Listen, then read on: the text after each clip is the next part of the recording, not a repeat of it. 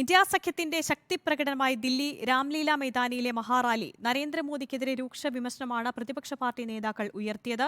തെരഞ്ഞെടുപ്പിൽ Modi match fixing നടത്തുകയാണെന്ന് രാഹുൽ ഗാന്ധി ആരോപിച്ചു. പേടികൊണ്ടാണ് നേതാക്കളെ ജയിലിൽ അടയ്ക്കുന്നതെന്നായിരുന്നു അഖിലേഷ് യാദവിന്റെ വിമർശനം. ജനാധിപത്യത്തെ സംരക്ഷിക്കാനുള്ള ചരിത്രപരമായ പോരാട്ടമാണെന്ന് സീതാറാം യെച്ചൂരി പറഞ്ഞു. ഇന്ത്യ സഖ്യം യാഥാർത്ഥ്യമായ ശേഷം മുഴുവൻ പ്രതിപക്ഷ പാർട്ടികളും പങ്കെടുക്കുന്ന ആദ്യ മഹാറാലിക്ക് ദില്ലി രാംലീല മൈതാനം സാക്ഷിയായി.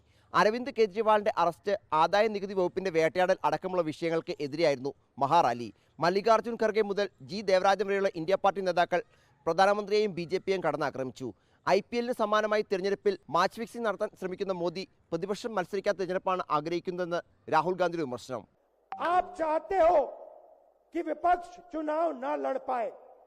कि मैच फिक्स हो, संविधान रद्द किया जाए और आप सत्ता में रहो. 400 കിടക്കുമെന്ന് പറയുന്ന BJP പ്രതിപക്ഷ നേതാക്കളെ ഭയക്കുന്നത് എന്തിനെന്ന് SP അധ്യക്ഷൻ അഖിലേഷ് യാദവ് ചോദിച്ചു. अगर आपके 400 पार हो रहे थे तो आम आदमी पार्टी के नेता से आपको घबराहट किस बात की है? ഇന്ത്യ രക്ഷിക്കാൻ BJP പുറത്താക്കണം എന്ന് CPM general secretary Sitaram Yechury വ്യക്തമാക്കി. जनतंत्र का गणराज्य जो भारत है, उस भारत को सुरक्षित रखना ये हमारी आजादी है और उन ताकतों को आज शिकस्त करेंगे मोदी सरकार को जो हमारे देश को बर्बाद करने में तुली हुई है. സോണിയാഗാന്ധിക്കടുത്ത് മുൻനിരയിലായിരുന്നു അരവിന്ദ് കെജ്രിവാളിന്റെ ഭാര്യ സുനിത കെജ്രിവാളിനും ഹേമന്ത് സോറന്റെ ഭാര്യ കൽപ്പന സോറനും ഇരിപ്പിടം. പുതിയ ഭാരതത്തിനായി കൈകോർക്കാമെന്ന കെജ്രിവാളിന്റെ സന്ദേശം വേദിയിൽ സുനിത കെജ്രിവാൾ വായിച്ചു.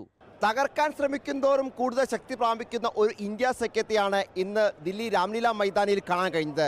ലോക്സഭാ തെരഞ്ഞെടുപ്പ് പ്രവർത്തനങ്ങളിലേക്ക് പോകുമ്പോൾ സഖ്യം ഒറ്റക്കെട്ടായി മുന്നോട്ട് പോയി കഴിഞ്ഞാൽ അത്ഭുതങ്ങൾ തന്നെ സംഭവിക്കും എന്ന കാര്യത്തിൽ യാതൊരു സംശയവുമില്ല.